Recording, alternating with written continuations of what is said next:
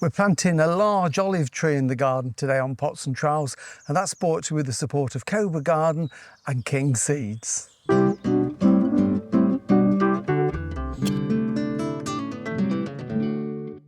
Hello and welcome to Pots and Trowels. Well, today we're going to try and plant this olive tree into the garden. It's been grown in this pot for over 20 years. It was just a little sapling really when we got it, and it's been in various pots and moved house with us a couple of times, to the point now where it's a reasonable size, but it's looking very stressed and a bit tired, because when we moved here 2.5 years ago, the pot got damaged in the move, and we've been deciding what to do with it, whether to go into a ginormous pot that we can never ever move again, or to put it in the garden. And we think this would be a good position to do it, because we've got the newly laid patio area, we've got the archway up now, and we want to plant around it, and we want a tree that's a fairly open habit here, so that when we're sitting on the patio, it just gives a little bit of protection, but we can still see through it if we want to. So I think this is the ideal tree for it, and it gives it a better chance of survival, I think,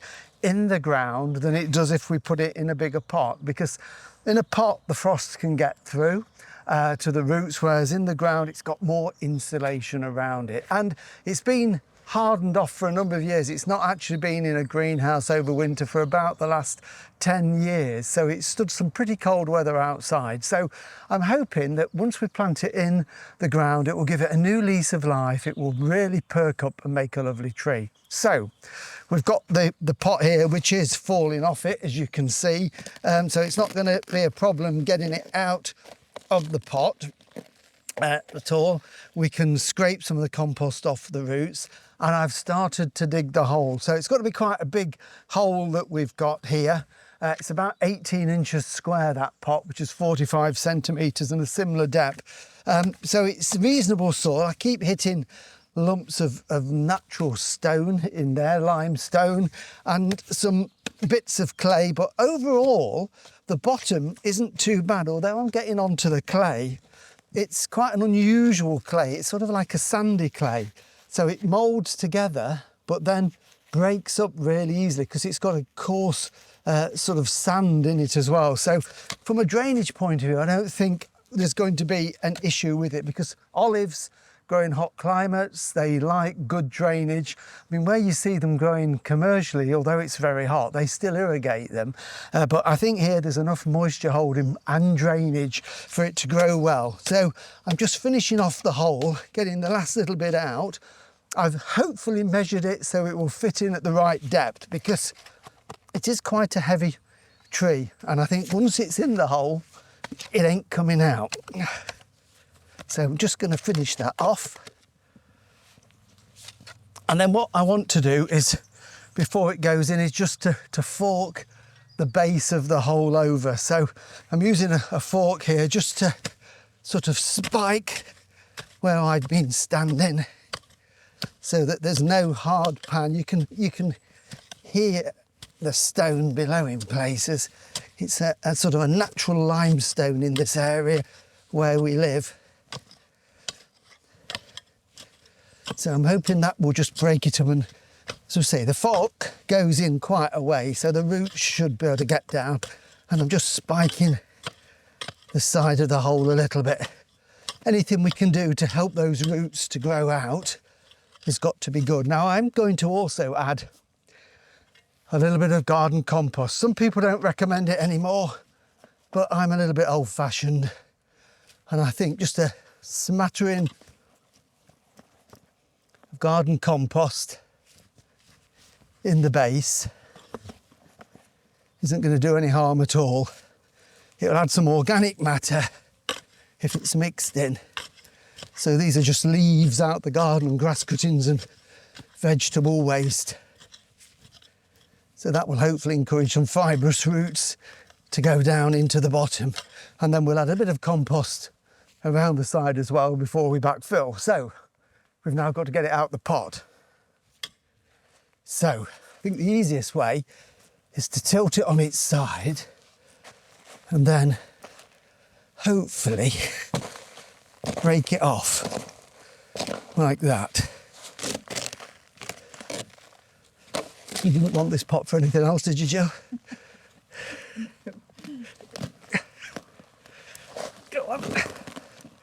Now, I expected there to be masses of root, and there's not, so that's quite a surprise, to be fair. So hopefully that doesn't mean it's not going to grow. Now, there is crocks, and we put some polystyrene in the bottom of the hole again just to give it a bit of insulation when we planted it into this pot, which is probably over 10 years ago. Just going to twist it over. So there isn't actually an awful lot of visible root, but I think it will still be fine. It's been growing, it makes new growth every year. So I think there is root there, we can see the root. So I think that will now grow down. I think the problem with the frost is it gets the roots at the side. So hopefully there is root in there. If we go in, look, we can see. So that will now grow outwards. So I'm just scraping some of this old compost off to expose a little bit of that root. So that's one side, two side, three side, and then four side here. So we can see the root is there now. So what I'm going to have to do now is to get this into the hole. And it's really a two-person job, I suspect. So I think, Mrs. Fish, you're going to have to put your camera down and give me a lift into this hole with this big olive tree.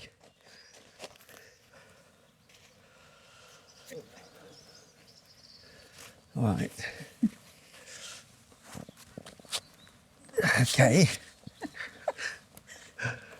So let's just more or less drop it in. 1, 2, 3. Oh, there we go. Marvellous. I can meddle it around from there. So we need to get it the right way. So do you want to have a look where it looks best? So do I need to twist it round? Keep going? Yeah. Is that okay? Go straighter. Straighter? Yeah, we can lean that. Right. Okay, I can backfill then now. Right, so we've got it in the hole. It's quite heavy, and we've done a bit of jiggling. It's a bit like when you put your Christmas tree up, you've got to alter it to get the right angle. And that's the same with any tree, shrub that you plant in the garden. It's always got one side better. This isn't a brilliant shape, but we will do a bit of pruning. But we're quite happy. The depth is right. I don't want to go too deep with it because it won't like it, and we will be mulching afterwards anyway. So I'm happy with that. Put a little bit more organic matter in the topsoil that's going to go back in. So again, that's our homemade garden compost, which will break down quickly. And then just a little bit of nutrition, because I feel that this is looking a little bit starved. So I'm just putting a little bit of blood, fish and bone into the soil, onto the soil that's going to go back. And I'm just going to actually sprinkle a little bit on the top of the root ball so that that will wash down. Just mix that in lightly, and then we can start and fill. And what I'm going to do is actually I'm going to start just doing a little bit of caving in. Again, we don't get any hard corners then. It makes it much easier for the roots to grow down into. And I'm just using the fork to push some of the soil in. And then when I've got a bit of depth in there, I'm just going to get my foot and heel or my sole there and just push it down. It needs to be firm in the hole, otherwise it will blow around, and it needs that firm soil to be in contact with those roots to make it grow out. So we'll just put a bit more there and do a little bit at this side.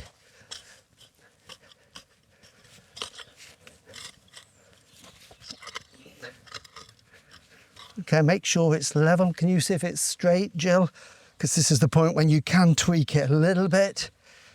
So I think looks okay that way and that way.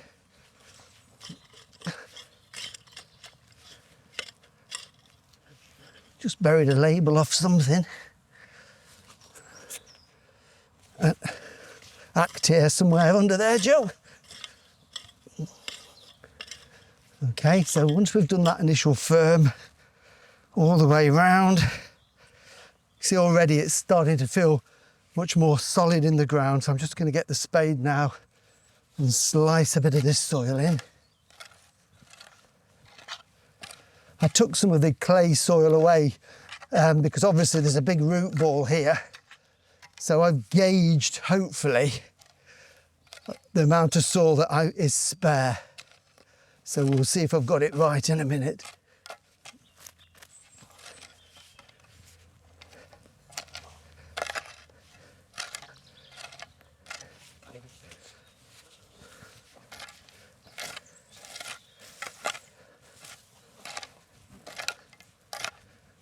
Not too bad at all.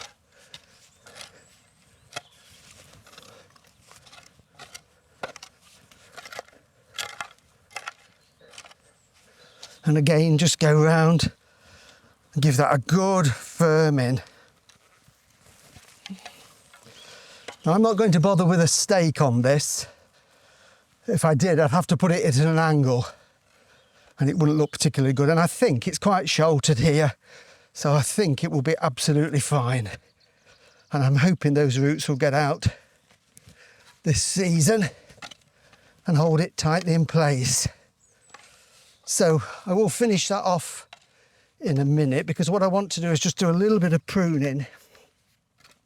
Olives respond well to pruning, so hopefully we can get a better shape in a couple of seasons with this. So that will do for now. So, looking at it, you can't go wrong. You could cut an olive really hard back and it will grow again, but this has just got some little bits of dead in there. Want it to bush out a little bit more. So first of all, any sort of twiggy, stumpy little bits I'm going to take out. These little bits on the inside. So I'll work my way round. There's one or two little dead bits in there that can go. And what I want to do is sort of take some of the verticals just down a little bit. So I'm not taking a huge amount out. I'm just trying to thin it a little bit. As I say, you can't really go wrong with it. Trying to cut back to a bud or a little side shoot. There's a little, horrible twiggy little bit there, so that can come out, and that little bit there. It's just to tidy it up. What we want is eventually it to look sort of old and gnarled, like you see them when you go on a holiday to Greece. So it's a little bit thick and congested in that centre, so that will open it up a little bit. And then round here, again, we've got some sort of twiggy, horrible bits just there. So I'm going to take that one back to there, take that one out. So it just opens that little bit up a little bit there.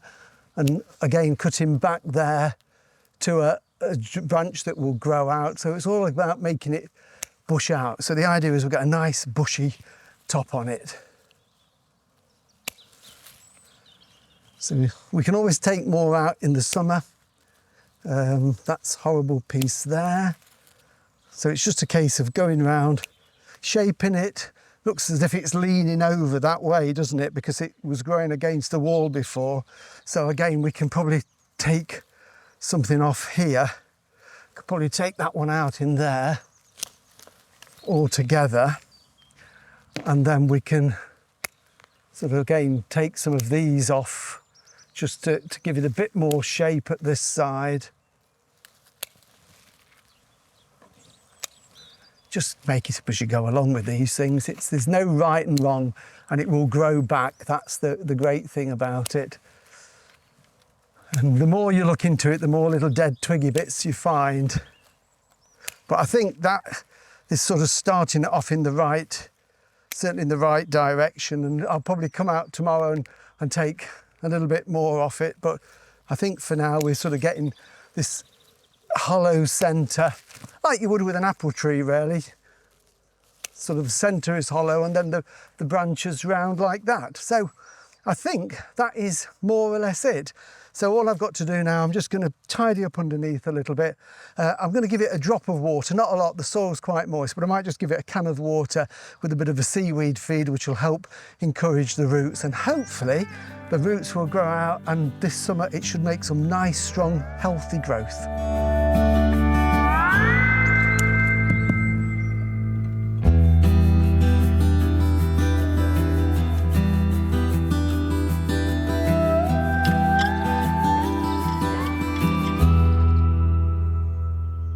Well, thank you for watching. Remember, all the videos are on YouTube, and all I need to do now is sit on the patio in the summer with my martini cocktail and get a few olives to drop into it. Just to remind you also, as a follower of Pots and Trowel, King's, one of our sponsors, offer a 10% discount on seeds if you buy them online. That's on kingseeds.com, and just quote PT2025 to get your discount code. We'll be back again next week, so we'll see you then. Bye.